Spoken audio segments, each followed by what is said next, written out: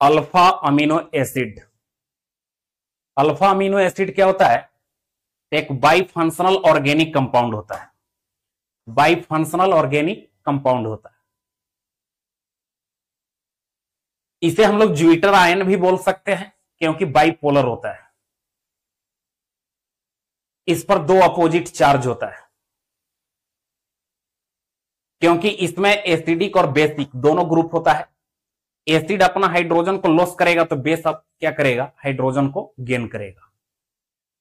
जब गेन करेगा तो यहां पर प्लस चार्ज डेवलप हो जाएगा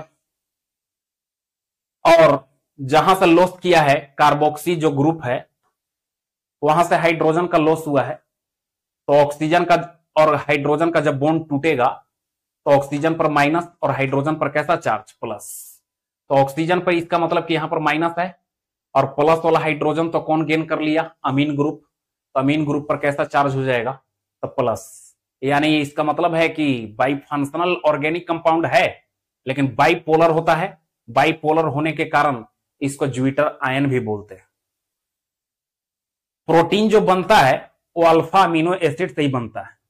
अल्फा अमीनो एसिड के पॉलीमराइजेशन से जो कंडेंस पॉलीमर मिलता है उसको प्रोटीन कहते हैं। यानी प्रोटीन जो है अल्फा एमिनो एसिड के पॉलीमराइजेशन से बन रहा है यानी आपस में जुड़ रहा है। तो अल्फा एमिनो एसिड जो है जिस बॉन्ड के द्वारा अटैच होता है उसको बोलते हैं पेप्टाइड बॉन्ड। पेप्टाइड बॉन्ड का फॉर्मूला क्या होता है? तो single bond CO, single bond NH, single bond, इसको बोलते हैं पेप्टाइड बॉन्ड। यहां सर्कल किया हो इस पर फोकस नहीं करेंगे, इस पर फोकस करेंगे जो अभी सर्कल किए हैं, ये पेप्टाइड बॉन्ड होता है। प्रोटीन या अल्फा एमिनो एसिड के डेफिशिएंसी से कौन सा डिजीज प्रोड्यूस होता है? तो क्वासियोरकर। कौन सा डिजीज होता है? क्वासियोरकर। तो ये अल्फा अमीनो एसिड के बारे में याद रखेंगे।